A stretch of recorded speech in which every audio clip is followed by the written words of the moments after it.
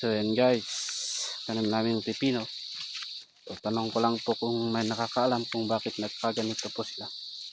Yan. Lahat po kasi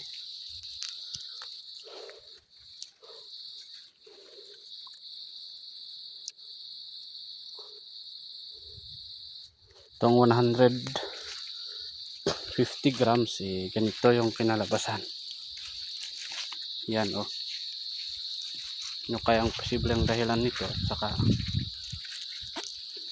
no pwedeng panggamot.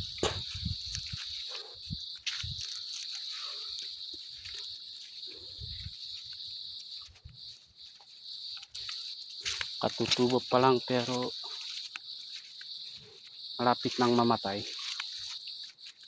Yan po guys. So, maraming salamat po sa sasagot.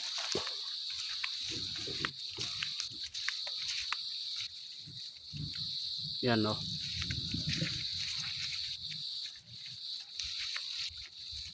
Grabe. Lahat